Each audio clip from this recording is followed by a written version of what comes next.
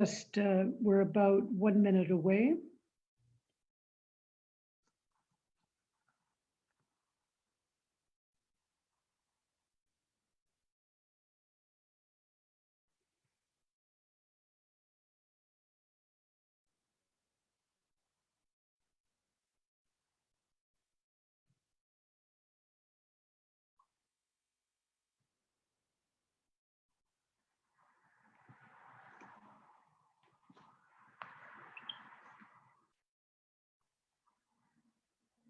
Okay, we are live. So welcome to all our viewers tonight to this 12th chat or talk session in a series of 16. This has been on nonviolent governance and looking particularly at the Armenian case as it's the second anniversary of the nonviolent revolution. Tonight, we're going to speak on the subject of nonviolent policies, or trying to understand policies within a nonviolent framework. And we have an excellent set of panelists. I have, first of all, my co-host, which is Goarek Tigreyan, and she is the main moderator. But I will just introduce Goarek is a very courageous woman who is 24 years old and was part of the revolution 2 years ago. I think as a young woman, she faced a lot of challenges in her activism and has a long story to tell. But she's more recently been working in the non-formal educational sector with marginalized communities and other young people on civic education. And I think what is so interesting in having you, Goarek, in moderating tonight is that you really have linked local organizing, local education with policy and larger macro change. So it's a great privilege to be here with you, Goarek. And in just introducing the others, I'll just turn to Dr. Reva Joshi. Reva is a professor of education from University of Toronto, in Canada. She is a co-chair of the Mahatma Gandhi Foundation for Peace, which is based in Edmonton in Western Canada. And she's, among many other things that she does, she's also on the International Advisory Committee of the Jai Jagat. The Jai Jagat is one of the sponsors of this series, and Reva is on the advisory committee of that. I would like to then mention our next guest and welcome Reva for being with us tonight. I'd like to also welcome Anuradha. Anuradha Shankar is the additional Director General of Police from India, from one of the provinces of India, states of India, known as Madhya Pradesh. That is a small province of about 60 million people. And she is among the top police officials in that district. But what is so wonderful in having Anuradha here tonight is that she comes from a Gandhian background, and she has tried to use nonviolence in her police work over the years, and has really now in her training capacity with police officers has worked to help them to understand how to be more nonviolent. So thank you very much, Anuradha, for being with us tonight. I also want to welcome, not lastly by any means, really wonderful to have Sargis Kandanyan, who is a member of parliament in the National Assembly of the Republic of Armenia. Sargis sits on the standing, the parliament is divided into many standing committees, and Sargis sits on the Human Rights Protection Committee, and is which is a very important one in the discussion on nonviolent policymaking in Armenia. He comes from a media and communications background. He's a journalist by training, but is one of the younger members of the National Assembly. And Sargas, we really welcome you giving your time tonight to be here. Thank you very much.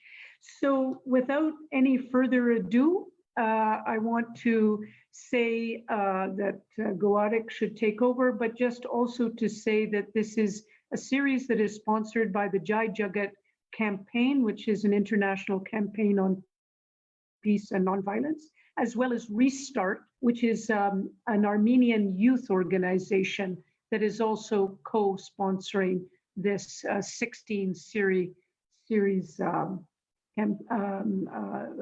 set of talk shows. So Goadik, let me pass it on to you. Please begin with an introduction, and then our panelists can begin. Thank you, Jill.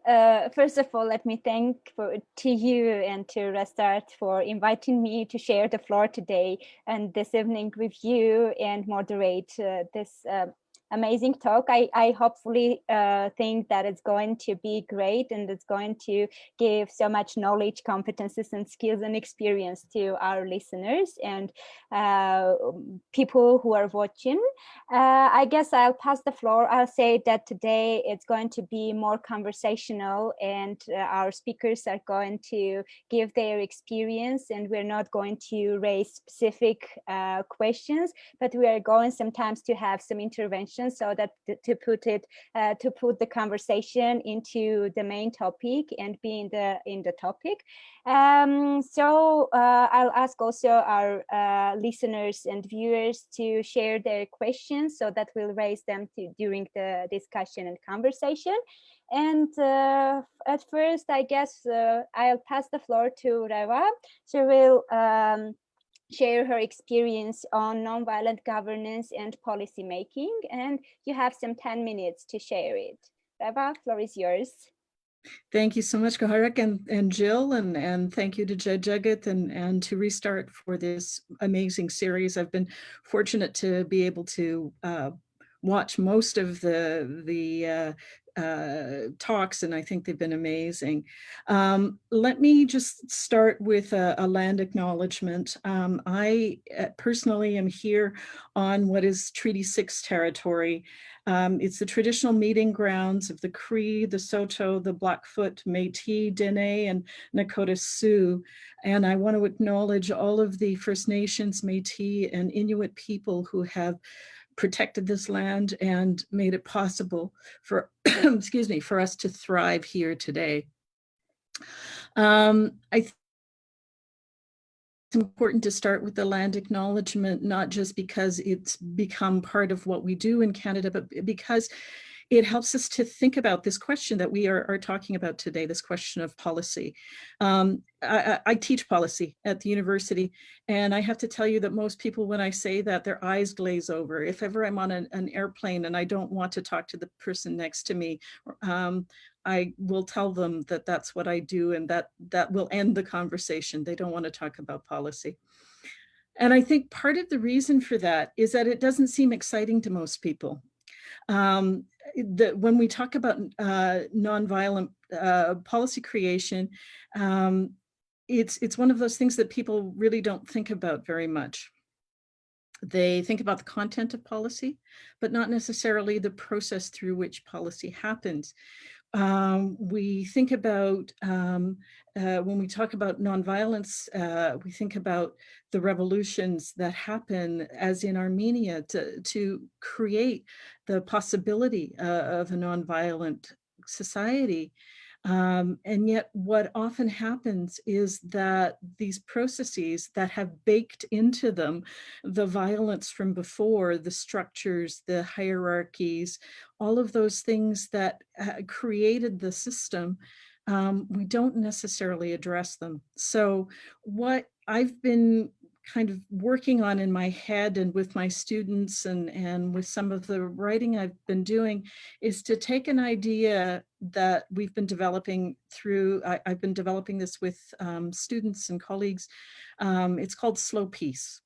And what I'm going to do is I'm going to talk a little bit about what slow peace is and then connect it to the notion of policy. And I think I will end it there. I do have a few examples that I can share later on if people are interested.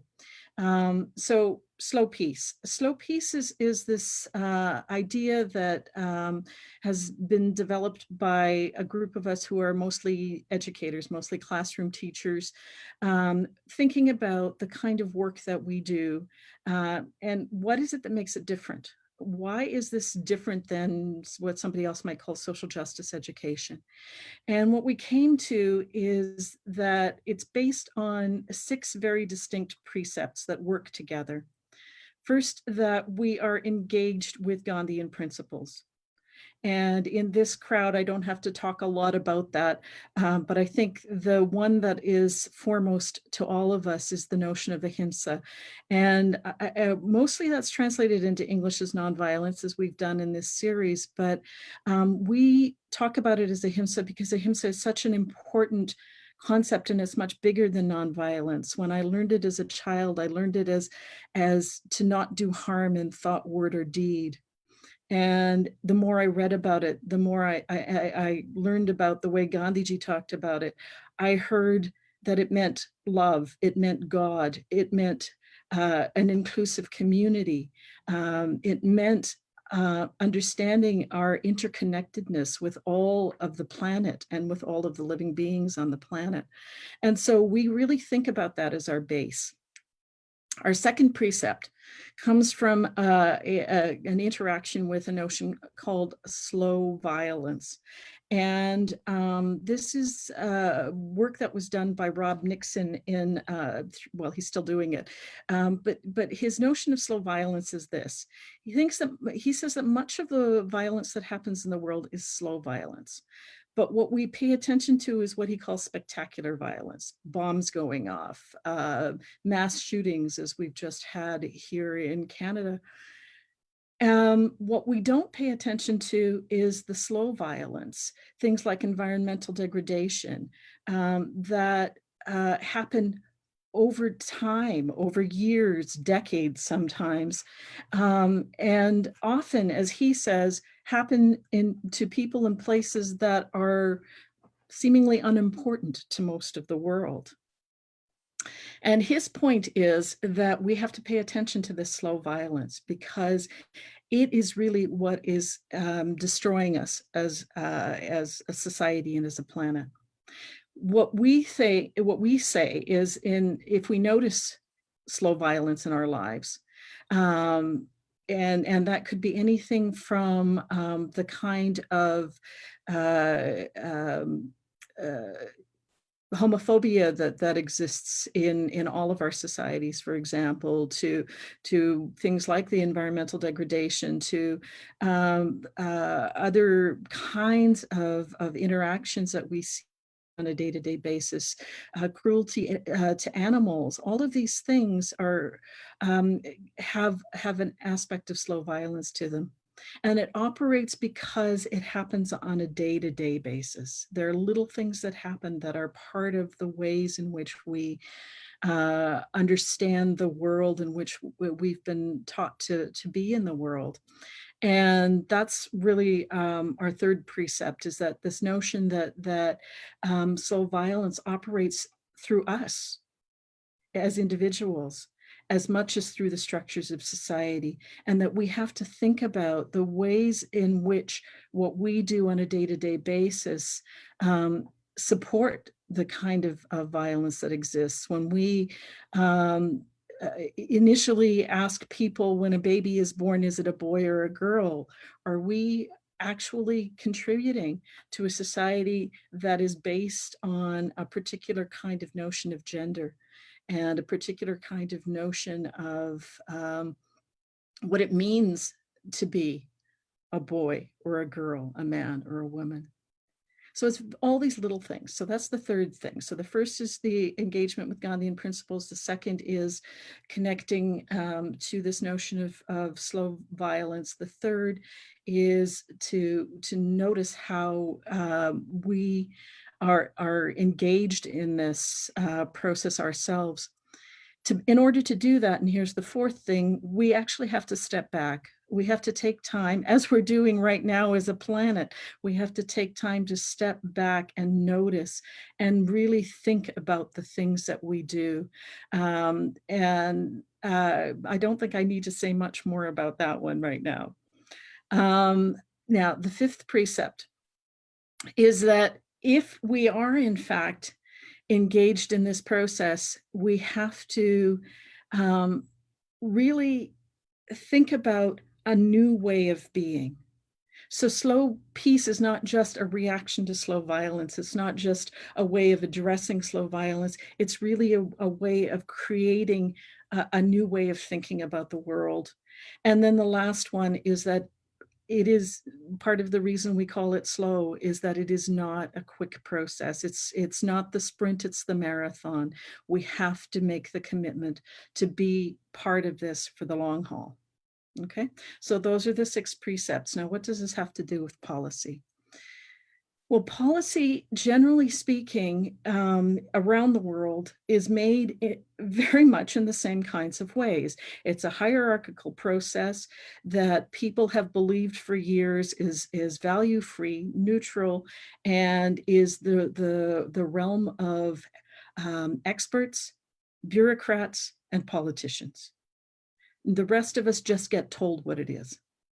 Now, in recent years, and when I say recent, you can tell I'm getting older now because recent is the last 30 years. But in recent years, we've been trying to involve more people in that process. We, as people involved in policy in one way or another, we think it's important now to have people connected through consultation in one way or another. But in fact, the process remains the same. It's still hierarchical. We don't question very often who decides what a policy problem is, how it's framed. We don't look at who gets included in that process. And what we are talking about when we connect slow peace to policy is to think about those things. It's to think about how can we change policy from some kind of set of rules and directives to an ongoing conversation in society about the things that matter. And that's, I think, where I'm going to leave my opening remarks. And I just really do want us to think about how do we go to that place of making policy mean an ongoing conversation about the things that matter. So I'll leave it there for now and turn it back to Gaurav. Okay. Thank you very much, Reva. It was very interesting. And I learned a lot about the 6 principles that you have told. And I'm passing the floor to Anuradha. Please share your experience and your everyday life, non-violent governance and non-violent policies. Thank you. Thank you, Gaurav.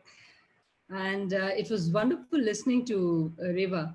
Because, well, I have heard about this. Last time also, I had a little bit of conversation about this, but the whole process is very inspirational. And I think it's a template, actually, which one can use in other places also. I come from India, and I come from the Indian government. We have a constitution, which is one of the most, it has one of the best balance of liberty and equality that you could have found when it was made. The process started in the late 30s, and we had it ready by 1950. We borrowed from lots of countries which had democracies, republics, people's governments, and we made a nice constitution. The people who drafted the constitution were people who were in the freedom struggle of India, mostly. They were in and our movement for independence went on a very long time. Initially, it was a violent movement, but then when Mahatma Gandhi stepped in, it turned its course and became a movement which was not only non-violent, but it was almost anti-violence. And that is something which which is it's a minor difference for people, but actually it's a very major difference which Mahatma Gandhi brought into this whole movement. Now, these people who were acolytes of Mahatma Gandhi, who had worked with Mahatma Gandhi to finish off the colonial rule of the British, these were the people, some of them, the best brains and the most important people who were in the freedom struggle, went into the Constituent Assembly. The Constituent Assembly, which was drafting the Constitution, also comprised of representatives of all sorts of people, from the tribes who used to dwell in the hills and the river valleys, in the forest areas, to we had lots of women representatives. Indian freedom struggle was a very unique freedom struggle, not only because it was non-violent, but also because it represented almost all parts of society: Hindus, Muslims, Christians, tribes, people from all castes, creeds, ethnicities, men, women, everybody was part of it. So all of these people joined together for for the drafting of the Constitution.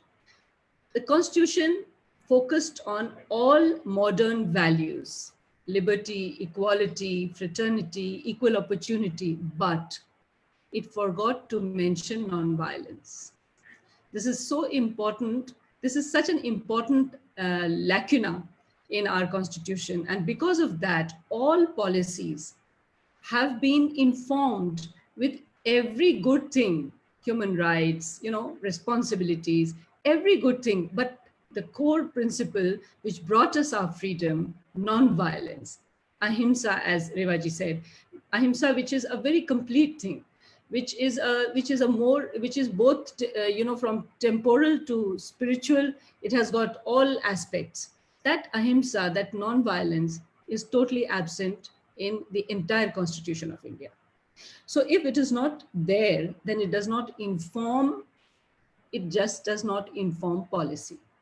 So therefore, if you have to work towards a non-violent governance, non-violent framing of policies, you have to take it up upon yourself as an individual. Still, even till my generation, there are Indians who have had direct contact with freedom fighters. They have seen those idealistic people who dreamt of a different kind of polity completely according to the dreams of Mahatma Gandhi. And here I want to mention what Jai Jagat is doing. So this conversation, which we are having today online, this conversation was started by Jai Jagat in India with us about how governance could be non-violent. And this credit must go in these times to Jai Jagat, that this conversation has been started. So it's not a prevalent policy, I must tell you that. Nobody should think that because India is Gandhi's land, because the freedom came through Mahatma Gandhi's movement. No, it hasn't informed our policy. So people like me who have had this kind of background, or even, lots of people have this background, but they don't stop and think about what they're doing. So there are people who have done it on an individual basis, but governance has not been informed with that. Having said that, I must tell you that the use of violence in India is prohibited. Like arms licenses and weapons are not very easy to get by. It's very difficult. It's not, if you live in USA, you would not understand the difficulty of buying weapons in India. So it's a better society in that way.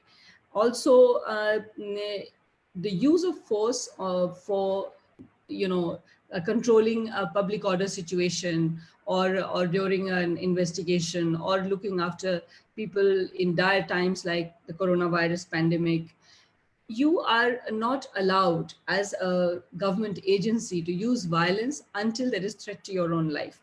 I personally feel that even that is totally unnecessary. But because lots of things can be resolved through conversations, consultation, and more community engagement. If the government engages more with the community, there is very little scope for violence.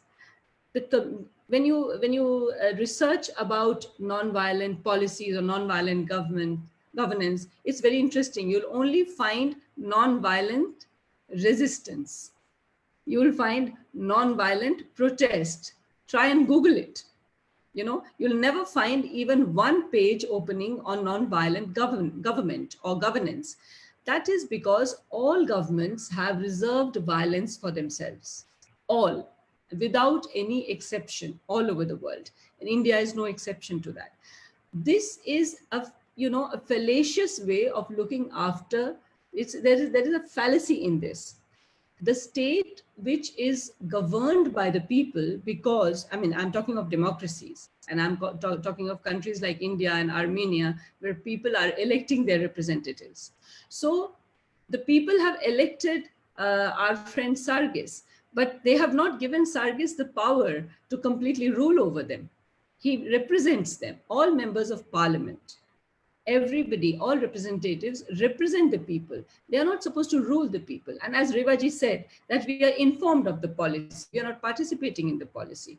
So where this problem is, this fallacy is there in the whole system of governments all over the world. This can only be remedied by the Gandhian principle of respecting everybody's view about how things should go about. This is a community consultation which has to come about. It is also thinking of what Mahatma Gandhi said, the last man. And I want to quote from Mahatma Gandhi. Once some civil servants went to meet him and asked him for words of wisdom. And he said, I will give you a talisman. This is printed on the last page of every textbook in India, every textbook, school books. Nobody has, I don't think people pay much attention to this, but it is printed there. So I'll read it out to you. I will give you a talisman. Whenever you are in doubt, or when the self becomes too much with you, apply the following test. Recall the face of the poorest and the weakest man or woman whom you may have seen, and ask yourself if the step you contemplate is going to be of any use to him or her. Will he or she gain anything by it? Will it restore him or her to a control over his or her own life and destiny? Remember, he's talking to civil servants. He's not telling this to anyone. This is particularly for civil servants. Will it restore him or her to a control over his or her own life and destiny? In other words, will it lead to Swaraj, which means freedom, for the hungry and spiritually starving millions? Then you will find your doubts and yourself melt away. So what he was asking the civil servants was to think of the poorest and weakest in the society. So when you think of the poorest and weakest in society, the policy will be informed with nonviolence, because the major aspect of violence in governance is not, picking up a gun and shooting people or throwing tear gas at people. The biggest aspect of violence is through development or through certain policies, how we displace people, how we make some people's life more comfortable at the cost of other citizens of the same country. The people who began governing India had all sorts of good ideas. They were good people. They were followers of Gandhi, but they wanted to build big industries. They wanted to build big dams, and they displaced millions of people. And that's how we created our urban slums, our urban poor. In 1947, the number of urban poor was not even 10% of India's population. Now, the number of urban poor is almost 37% of India's population. So this is something which we have to see somewhere or the other. We did such violence to people that to enrich some, we made some more people poor. This has to come out. And for this, you need to remember Gandhi's talisman. This is what I want to end with. I'm very thankful to both Jai Jagat and Restart for having this conversation. Not only for having invited me, it's a great honor and privilege, but also for having this conversation. This is a very important conversation. Jai Jagat has been having this conversation in India for a while, and now this is here in Armenia, and so many people all over the world must be watching it. I'm very glad that this is happening. Thank you. Thank you very much, Anuradha. Actually, you raise a great issue on all the evidence-based policies and if the policies are actually reflecting the needs of populations and the citizens. And this is a great, actually, moment to pass the floor to Sarkis and ask if currently the legislations and policies that are established or created, designed in Armenia are reflecting the real needs of population and the needs are really taken into consideration. So floor is yours, Sarkis. You can summarize somehow, yeah. Thank you, Goharik. Thank you, everyone. Thank you, Jai Jagat, for having me in this conversation. Actually, we were looking forward to have conference in Armenia these days, but unfortunately, the events turned out to be far away apart, each of us, and talk to each other, in this way. But I think this is an opportunity also to engage more audience and to talk to them. And thank you, Reva and Anuradha, for bringing very interesting perspectives which are really relevant now to Armenia. For many years in Armenia, we were experiencing policies that were being there was a part of violence in that, and we were thinking that the change of these policies, the change of the regime should also be through the violence. And there were examples of that. There were some tries to change the things in Armenia through violence, but then the events in 2018 came to prove that actually we were in a wrong path, and it's the non-violence that should change the situation in the country, and the revolution in 2018 was proof of that. And however, the essence of the revolution, the non-violent revolution, didn't necessarily mean that the policies and that everything will be changed immediately to the non-violence, including policies. And there is a lot of work needs to be done to change all of that. And Riva mentioned that the system's hierarchies do not change immediately, and there's a need of slow pace to embrace all these policies. And yes, we were experiencing also the cases of slow violence, as you mentioned, environmental issues, gender issues, and now we are looking at them through the different perspectives, having the revolution background already. And so Anuradha mentioned about the role of individuals for making these policies, and I'm happy that the platform that we represent in Armenia, the ruling party, the platform that it is built on, is that the key aspect of change is individual effort. Every individual should take an action to change their lives and also to influence on the policies.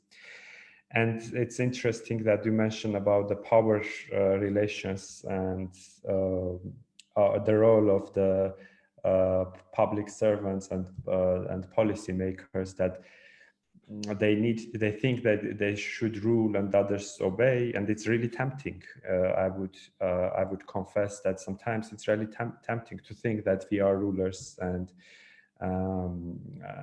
whatever we are making, what kind of change we are doing is the final right. However, it's important to look at to have this feeling and realize that you represent the people, you are the one of the people, and to look at the collective interests. So what we have done after the revolution and the peaceful revolution in Armenia, and after the elections in December 2018, we started to look at of course, there are many aspects that we have to look at in policy making: economy, social justice, the judiciary, etc., etc. And for that, the government has passed a few reforms and strategies, such as the human rights protection strategy, or law enforcement or police reform strategy, judiciary strategy. And I'm glad to say that the nonviolence and the seek to peace is in the foundations of these strategies and these policy documents. I want to bring some examples what we have done very recently, fighting the violence that somehow in some aspect is still going on, such as just a month ago, the parliament passed a bill on criminalizing the calls of violence, or spreading the speech of violence, or justification of violent acts. Other than that, a few months ago, we criminalized the, in post-Soviet area, we have this we had these criminal groups of criminals that we were calling thieves in law. And especially in Georgia and in Armenia, it was it is still a quite tough topic to talk about and to fight. And and these are the groups who since Soviet times, there were kind of state inside the states, and they have their own rules and their own agenda. And of course, this agenda was being implemented through violence, mainly through violence. So the law against these groups, criminal groups, I hope is another successful example that we will fight the violent relationship inside the society, and fighting the groups who spread violence. Of course, talking about violence, we not only there is a lot of aspects of violence that we don't realize that exist in country, and it's very hard, especially for me as being a human rights protection advocate and working in this committee of human rights protection. It's still very difficult to speak in Armenia, but I'm happy that we started this conversation, such as the domestic violence. We have legislation on domestic violence, but right now we see that it's not being implemented very well, and there is a need to not only change the legislation, but also work with the law enforcement bodies, because the legal framework is not being implemented right because of the lack of training of law enforcement bodies. Next week we are going to discuss a very important Council of Europe convention in the Parliament, which is a convention against sexual abuse against children. And this is another very hard topic to talk about in Armenia, because it was one of the taboo topics in the country. And now we are trying to uncover this, saying that having very traditional values, but also we have this form of violence in our country, and we need to find the better ways of protection of children against sexual violence. And yeah, so there are many things that are going on, and in frames of this topic that we are discussing now. And it's really important to look at the things from this perspective, not only to look at the policies from human rights perspective, but also from non-violence perspective, because after the revolution, we realized that even the hardest problem we can fight without violence, and there shouldn't be any problem in the country, in the society, that can't be fight without violence. So yeah, but also it's very important to put it in the regional context, because for years, as a country which was in war in the region, it's really to balance this relationship inside the country and in the region with the relationship with our neighbors. So yeah, this is what we are doing now, and the perspectives that Riva and Anuradha brought us are very relevant in Armenia. Thank you for that. Thank you. Thank you very much, Sarkis. It was very interesting to hear the examples and to see the examples, the policy and legislative examples that were brought.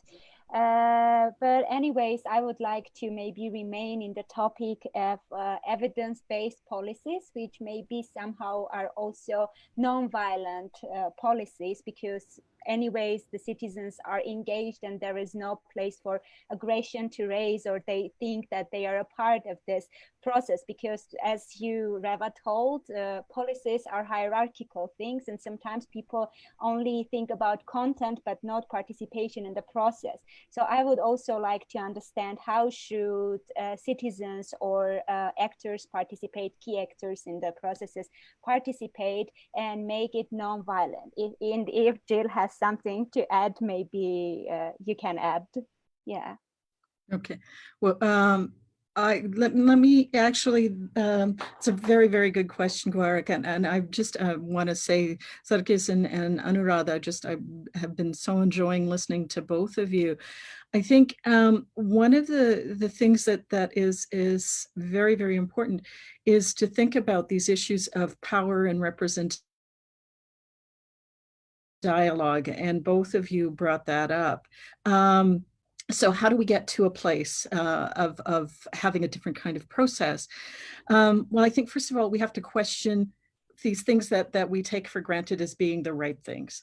So when you say evidence-based policy, a colleague of mine has been writing about how evidence-based policy is just another way of reinforcing colonialism in policymaking. Because only certain kinds of evidence are allowed, only certain people are seen as experts, and only certain voices are part of that conversation. And so that takes us back to this question of power, representation, and dialogue. One of the things that I think is so brilliant about the way Jai Jagat has proceeded is that it actually is a policy process from my perspective, because the whole process was about engaging people from where they are, engaging a variety of people, engaging people whose voices are not generally heard publicly very loudly, in not only identifying what are issues for them, but in helping us to think about the ways we can address those issues. And then finding a way to take not just their ideas, but their voices, their participation into that process that we were hoping to have in Geneva in a couple of months. That is a nonviolent process. Let me give you another quick example, and then I'll turn it back to my colleagues. In Canada in the 30s and 40s, there were two amazing programs, and I don't think we were the only ones doing this. I think there were others elsewhere, but there was one called Farm Radio Forum and another called Citizens Forum. Both of these involved the national broadcaster, the CBC, and what they did was they had small discussion groups right across the country that would be given a topic of discussion that was one of the policy areas of the day, one of the big topics of policy conversation, Medicare, for example. They would be given information about this.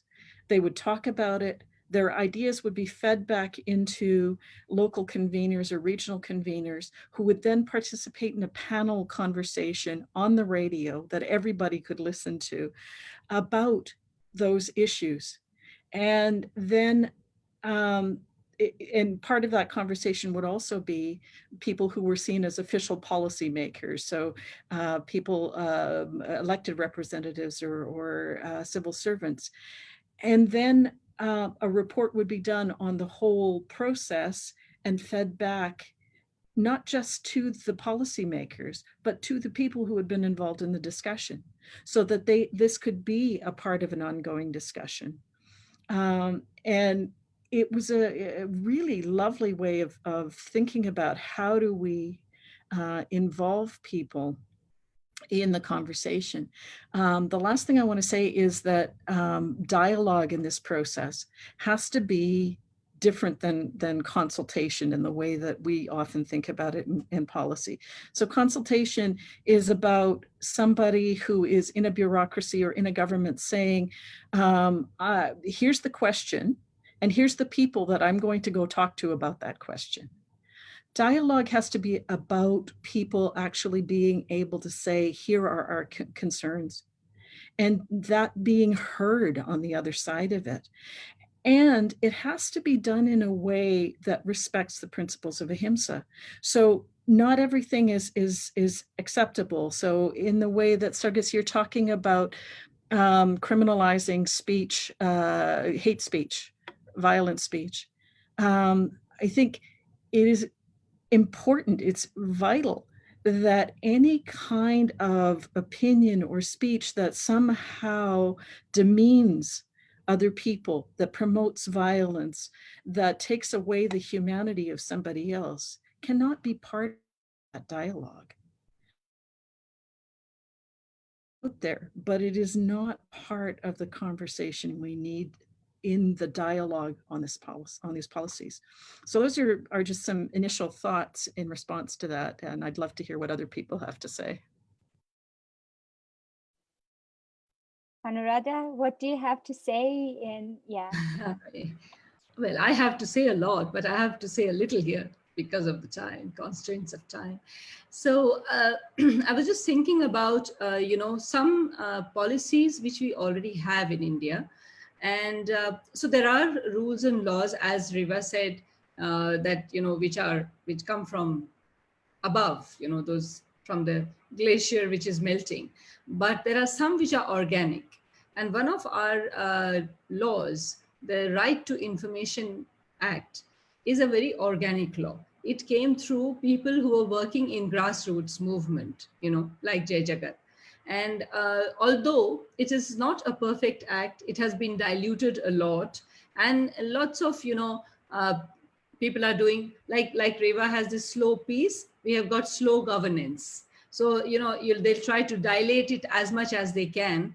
But, excuse me, Right to Information Act, every citizen of India has a right to get information from the government. So, people like Sargis, who are young and who have had this who are visionaries, who have been in the, and you, Goharik, who have been in the struggle, a person like you can ask a question from the government through this RTI, through this Right to Information Act. It's a good act. How well it is being used is a matter of study, but it is there.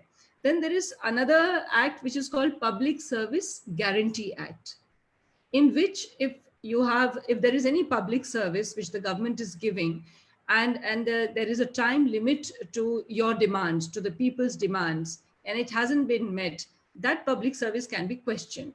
This is there here in the state, in the province which I serve in. So there are these laws and acts for, as and Sargis was mentioning, domestic violence and sexual abuse. We have some new policies in India for the last almost 30 years, in which the onus of proof in India, the law derives from the British law, which makes a person innocent until proven guilty. So, but for as far as women and children are concerned, it is a reverse. The onus is on the guilty, so that you are considered guilty until proven innocent.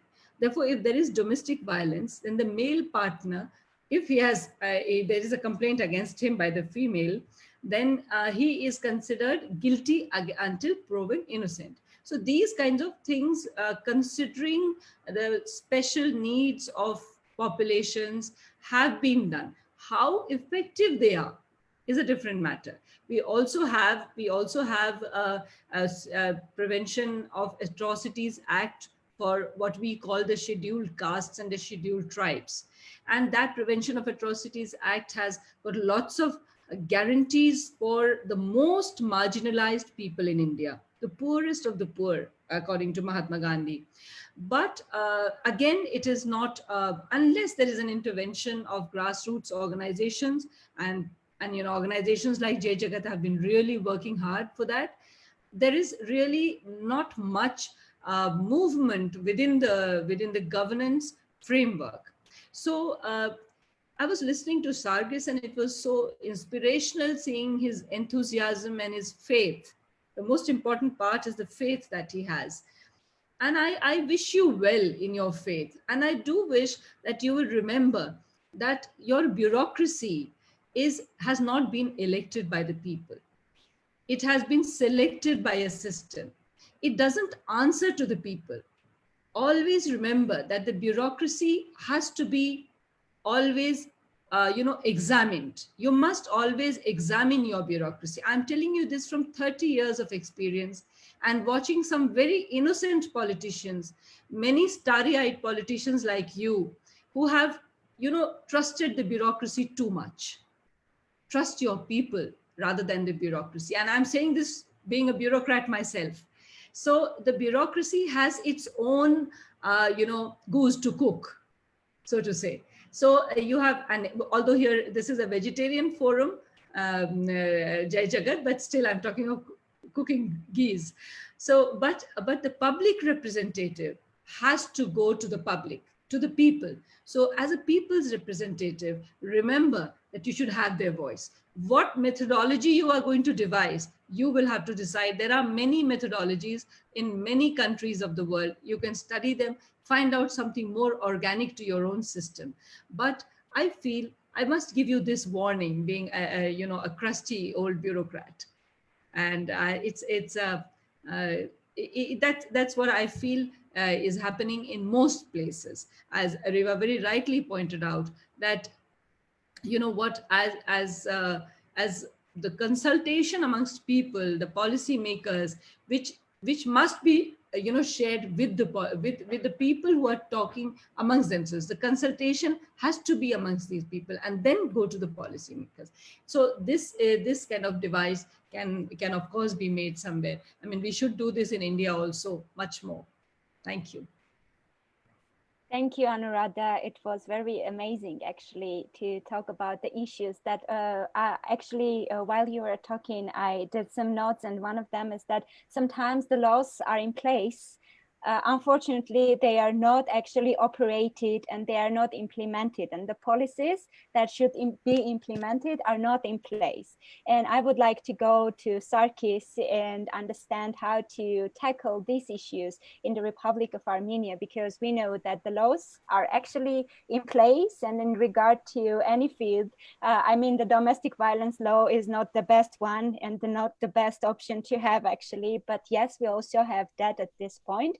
But it is not operated correctly because maybe we do not have specialists or whatever. How should Parliament be engaged in this situation, or MPs, how they should be tackling or facing this issue, and what is the perspective of public? How should they overcome this issue? Thank you, Goharik. While Anuradha was speaking, I was thinking she's an expert on Armenian public policy, because she gave the rightist assessment of the situation we are in right now in terms of bureaucracy and the relation between those who are elected, the bureaucracy, and the people. It's exactly right like that, and it makes the process very slow. And when we are trying to tackle this issue, there are a lot of technical issues are coming up.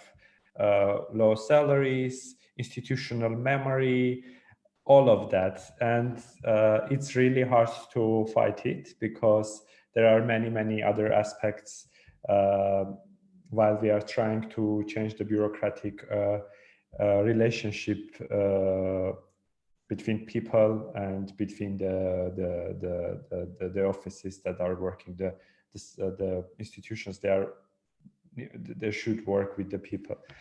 And answering to your question, Gwarik, I think both Rina and Anuradha gave the answer to that question, that this kind of laws should come by the experience of the people who are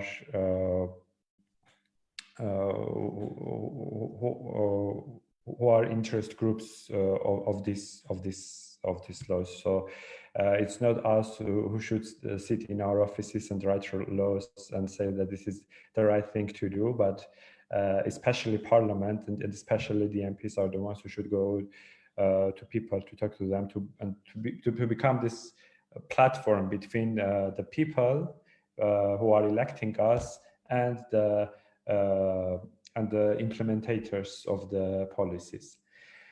And also Rina talked about the role of media, and I want to emphasize this. It's very vital, the role of media in bringing up the voices of the people. And this is another big trouble that we are having in Armenia, because we think we don't want by any means interfere with the media, but on the other hand, media remains one of the corrupt systems in Armenia, unfortunately, and it's really hard to listen the voices of the people through the media because of various interest groups that are owning the media. So it's very important also to look at the ways how to improve the situation of the media, but at the same time not interfere with the media and not by any means have the freedom of expression and freedom of media violated. That is very important. We also have the Right to Information Act in Armenia for 10 years probably already, but I think it's very important that any citizen can ask a question to the government, and but it's more important, I guess, what kind of answer. The feedback is very important, and the quality of the feedback is very important. Before being elected in the parliament and after the revolution, I was working in the Prime Minister's office, and I was overseeing the citizen outreach relations. And there were thousands of applications, letters coming to the government. And what I was thinking, that it's not only important to answer to this and to give guidelines to people how to solve their very specific issues and problems, but it's also very important to analyze these problems, because these problems are the issues raised in these applications and letters are when you analyze them, do you see where are the problems? You see where the reforms should be made, and what people are interested in more. So I think this is another aspect that gives a chance us to listen to the voices of people and made reforms that are very participant based, let's say. Yeah. Thank you, Sarkis.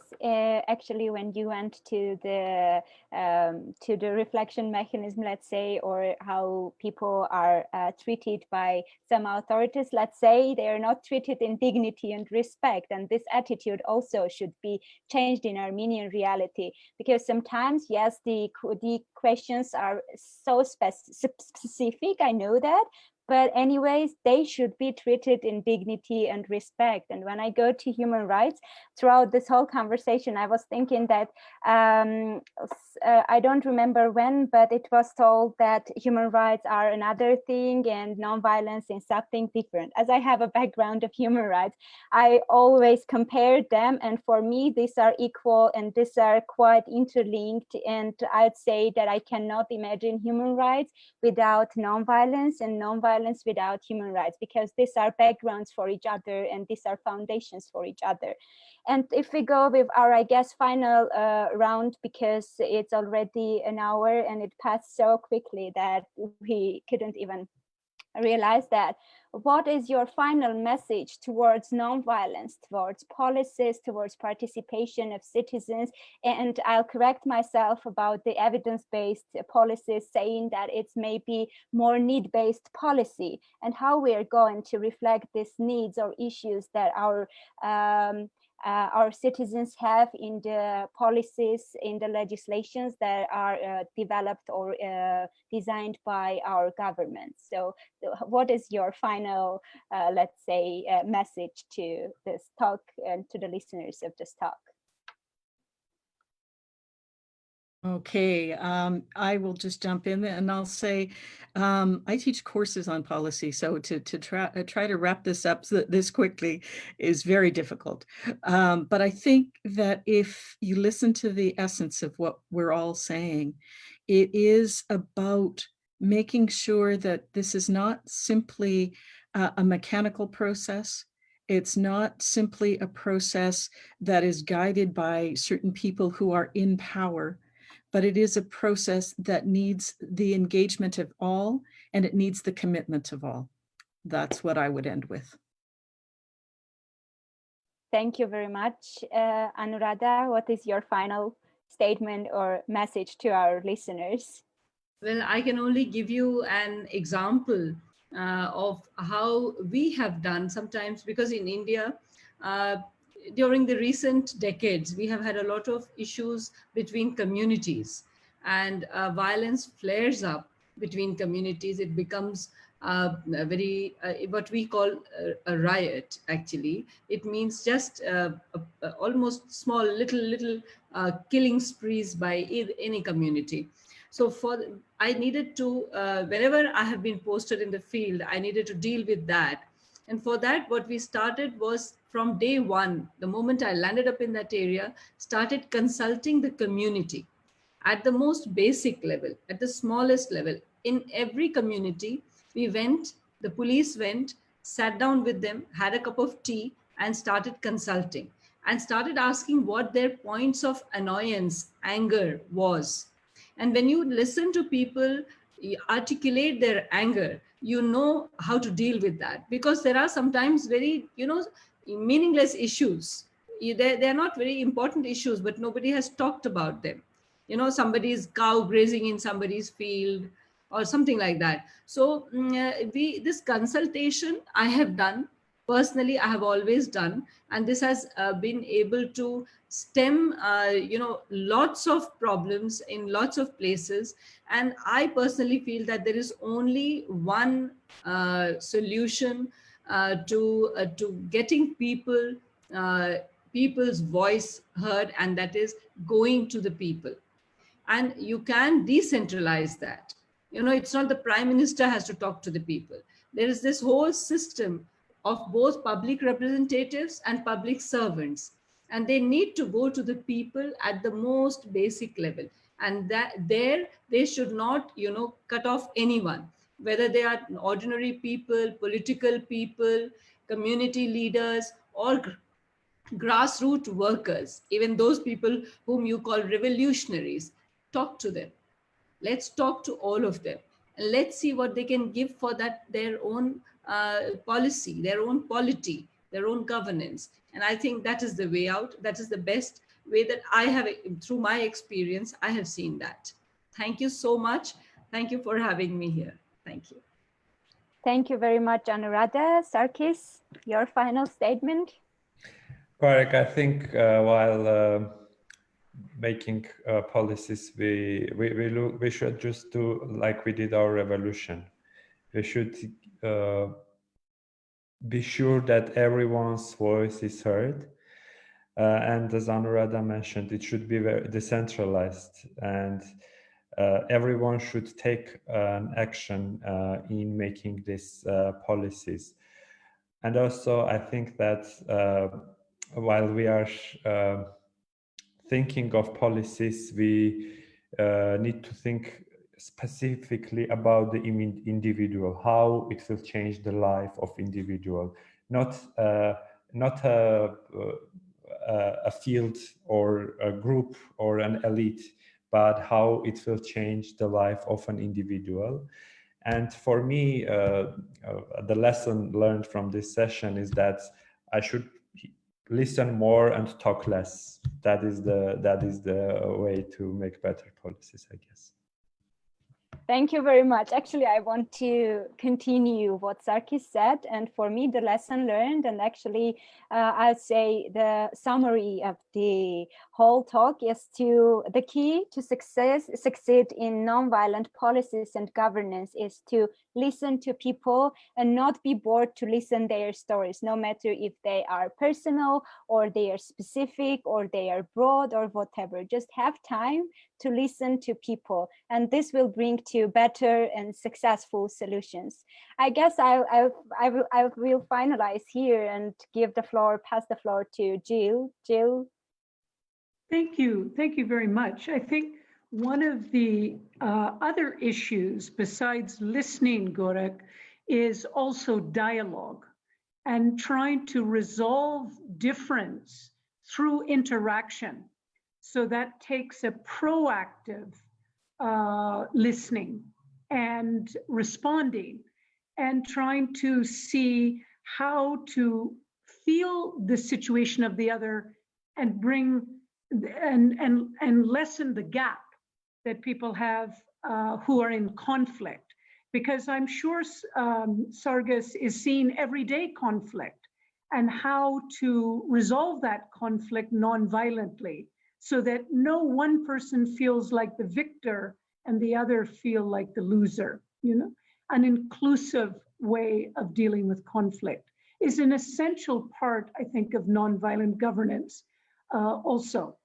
But I want to just thank all of you today. It's been a very interesting session. I think, I hope that Sargis will go forward and really work to continue this revolution that was started 2 years ago. And I hope, Sargis, you'll keep in touch with some of the people on this show and share and develop relationships so that there can be mutual learning and exchange. So before closing, I'd like to say the next session is on Wednesday, next Wednesday, which will be the 29th of April. And we will also have one on Friday, the 1st of May, which will be the final panel session. And then we have a virtual conference on peace zones, which I invite all the viewers to. It's an all-day Saturday event. So with that, I say Jai Jagat to you all. And thank you very much for such a wonderful session, especially under Gorak's leadership. Thank you very much. Thank you. Jai Jagat. Jai Jagat. Jai Jagat. Jai Jagat. Thank you, sir.